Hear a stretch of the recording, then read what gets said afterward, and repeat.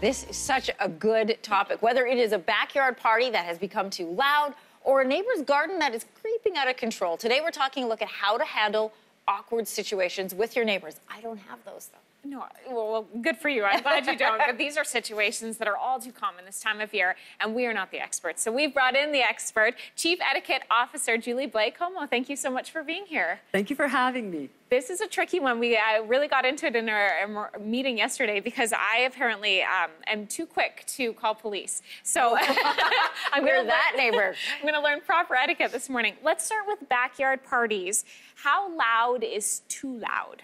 Well, first of all, you want to inform and then maybe invite your neighbors. Okay. You also want to check your bylaws, the city bylaws. It can depend across Canada. So there are decibels, and the decibels could be with the party, but sometimes a nuisance could be something as the filter for the swimming pool or something like that, or the air conditioner could be a nuisance if it's on all the time and it's way too loud. So city bylaw. You want to inform your neighbors, you know, we're going to be having a party. We're planning on wrapping it up around 11 o'clock. Here's a reminder of our telephone number, because you don't want them to be calling the police, do you? Probably. You want them to call you first. Okay, and then how late is too late for those parties? It just depends on community? It depends on the community. It depends on the bylaw. Usually between 11 and 12 o'clock, you're kind of safe. Okay. If you are planning to have a party, you know there's going to be extra noise, and you're going to inform your neighbors. A, do you do it in person or just leave them a note? And B, do you have to invite them to the party? You don't have to invite them to the party, but the information is great. You can leave it in a note you just print it up, put it out into the mailboxes, or in person is always better. You have that contact. I don't know about you, but it's a lot harder to go up to somebody or to call the police on them if you've made that connection with them, if you've looked into your eyes. And do you know, across Canada, there are tons of people that don't really know their neighbors. They haven't even made that initial contact, talking about their family situation and exchanging contact information. And that's so crucial in case any emergency happens, beyond complaints, beyond crappy neighbors. You just want to have a neighbor that you could also rely on if you ever had to. Absolutely. Yeah. So go and introduce yourself if you haven't done so. Okay. What if your neighbors are up and they're making a lot of noise in the evening? Not just for a party, but, you know, doing something else. Well, once again, you're going to go back to the bylaws. What time is it? Is it in my right? Like my quality of life is being affected. You may want to have a chat and talk about your situation. Maybe you have little ones. Maybe you get up super early in the morning, like at, what, 2 o'clock or something like that, and tell them about your lifestyle. And it's always possible to make certain accommodations for your neighbor, for everybody's quality of life. Julie, let's talk if you're on the other side. You're not the person throwing the party. You're the person who's now been invited to the party and you think, I really don't want to go. How do you respond? It happens sometimes.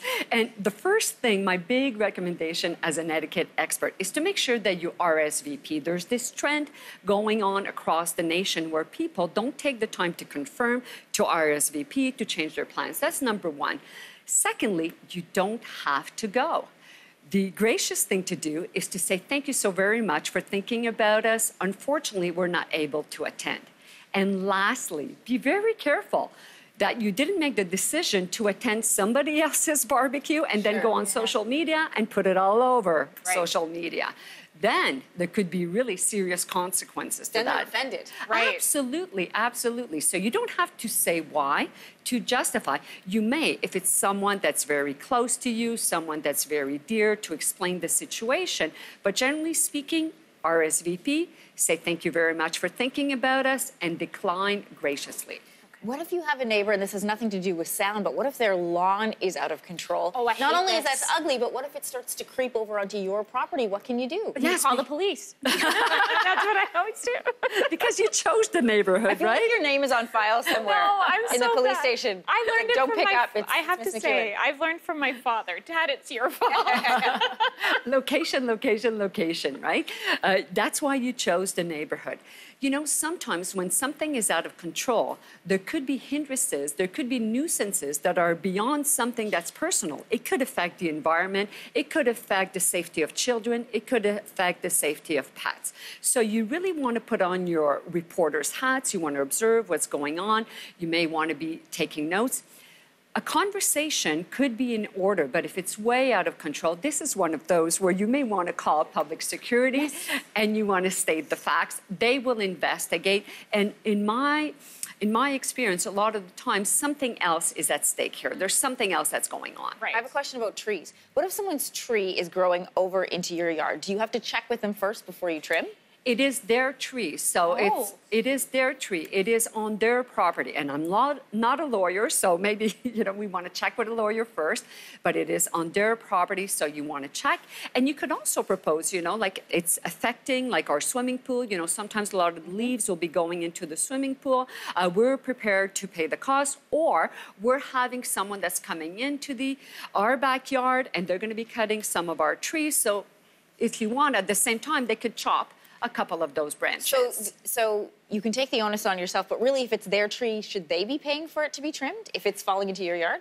If it's affecting your yard, and if there's something about security, safety, yes. Right. If it's going to fall over and damage your house, if it's going to fall over and have some impact as far as your home and maybe the insurance of your home, definitely that there is a responsibility. If it's something about quality of life where you wanted more sunshine, then you may want to have that conversation and propose some kind of mutually beneficial agreement. Speaking of environmental factors, what about someone who smokes? Because there are non-smokers and there are smokers. And if you're the non-smoker and smoke is now wafting into your house, what do you do to handle that? Yeah, and very soon it could be like not just smoke, it could be pot that's coming into your yard. You could have a child that has allergies. This is one of those where you really want to be careful and have a conversation. When you're going to have that conversation, you want to consider whom are you going to be talking to. So are you going to send your husband that maybe is like this huge person, and the woman is a single mom, she's just moved in. So you really want to think about the conversation that you're going to have. Who's going to have that conversation with whom, and you want to do so one-on-one, and you want to state the facts, just the facts. That's one you want to go with. I don't know if you were aware of this, but when you go outside on your balcony, it affects us. In the summer, our windows are generally open. We don't have air conditioning, so it just comes in, and it's affecting us. Our little one has difficulty breathing or whatever it is. State the facts. Is there something? Keep the emotion out. Is there something that we can do about it? And you're right to bring back, keep the emotion out. So that may mean sometimes that you may want to take 24 hours and plan this out and role play. This is what I'm going to say. You don't want it to come up and have a big situation that could get you into trouble. There's so many issues when it comes to dealing with neighbors. You've got to be so careful. Great advice as always, Julie. Thank you so much. And we are going to have a link to Julie's website on our site, yourmorning.ca.